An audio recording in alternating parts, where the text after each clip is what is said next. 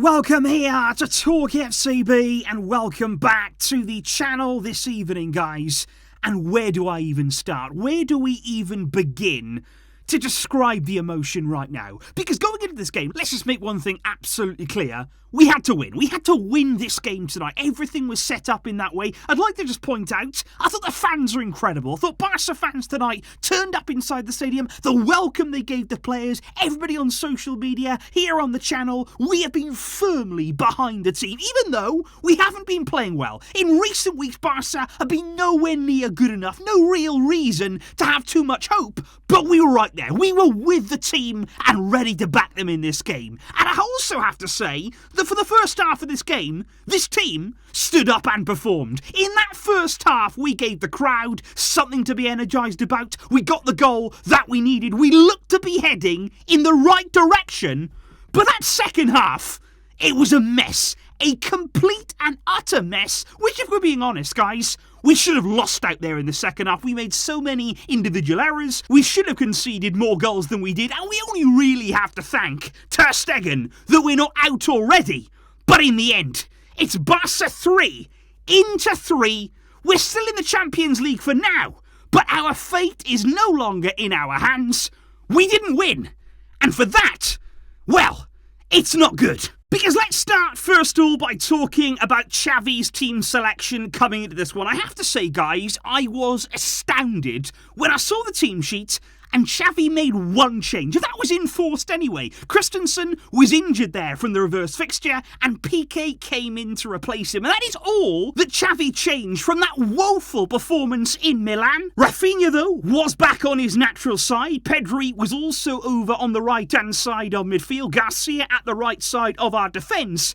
But I don't understand why Alonso started this game. Why was he in the starting lineup? Why was Balde on the bench? Why was Frenkie de Jong on the bench? Those are things I don't understand. And even now, I still don't get it. No idea at all what Xavi was thinking. I have to get that out there and get that clear very, very quickly. But, like I say, in the first half, we have to be fair and say, Barca really gave a good account of themselves. We were patient in our play, we had control of the game, the pressure on Inter was enormous from the players, from the fans, and we got our goal. And it was a brilliant goal. Rafinha was working tirelessly on the right-hand side. Why did we take him off? I don't understand that from Xavi. He was somebody who was pressuring Inter. He was also, let's get this clear, working back defensively. Rafinha made a lot of key tackles there, helping out Roberto. Why did we then take him off? Because he played a big part in the first goal. Roberto with the assist there, finding Dembele. We had liftoff. We had the lead in this game. We were in control.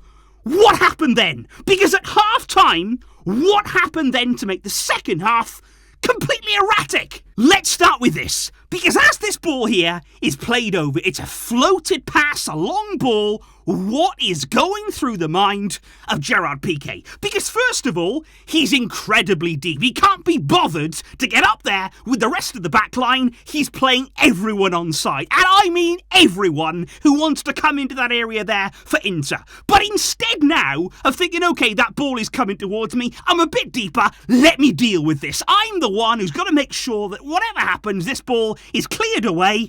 But no, to let that go, to actually say, don't worry guys, I've got this, be calm, and let it go, you don't know what's behind you. And you really didn't know, because Barella coming in there, it's a simple finish for him, and Inter got their goal. And it was just the same as against Bayern, whereby everything was good. We were promising, we were showing good signs, we had good shape, we looked like a team that were functioning, and then one thing went against us. We had one setback in the game, and everything was ruined.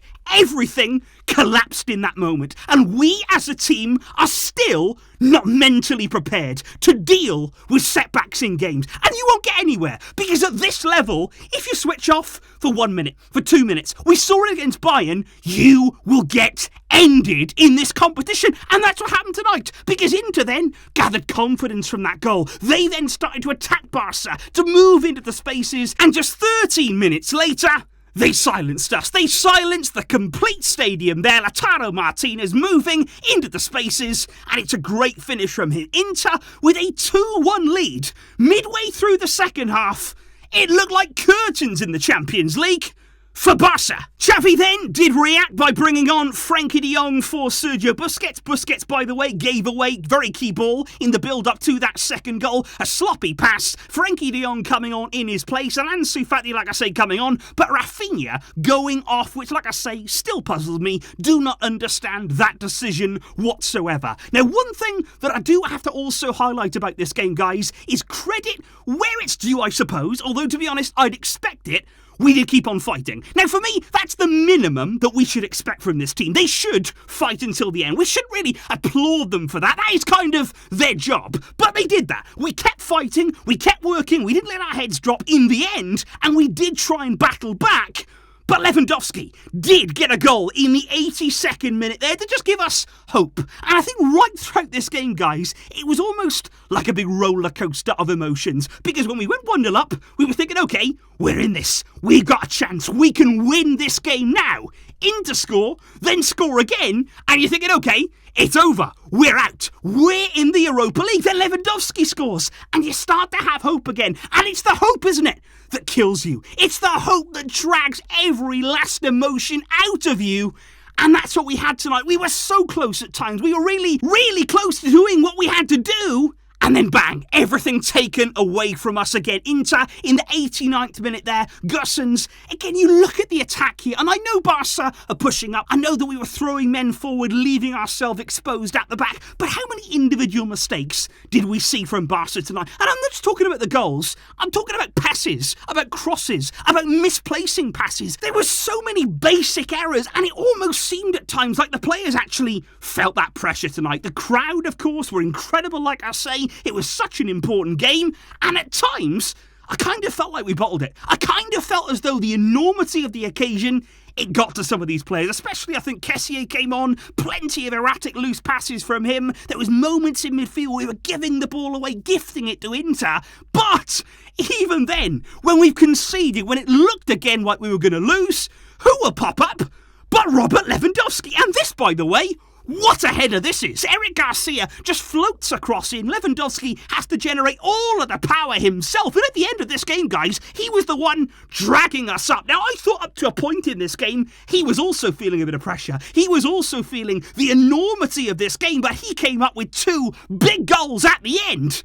But what about Ter Stegen? Because in the final stages of this game, guys, it was all over for Barca. If it wasn't for Ter Stegen, we would have been sent packing here and now into the Europa League. But once again, he comes up with big stops at big times in massive, massive moments for this team. And I feel bad for him because he didn't deserve tonight, guys, to concede 3 goals, Ter Stegen. But the defence in front of him collapsed too many times, too many individual errors, too many chances that we conceded. And let me just recap exactly what this means in Group C. Because Bayern are home and away, they are comfortable, they are qualified there at the top. Inter now move on to 7 points, Barca on 4 in the group. Now up next, we play Bayern. Now we have to win that game, and not only win against Bayern at the Camp Nou, but we also have to hope that Inter don't beat Victoria Pilsen. If Inter beat Pilsen in Matchday 5, Barca drop into the Europa League. And that is a nightmare scenario, and there's no getting away from that. We had a big chance tonight to win. We had a big opportunity, and we had moments in the game where it looked like we were gonna,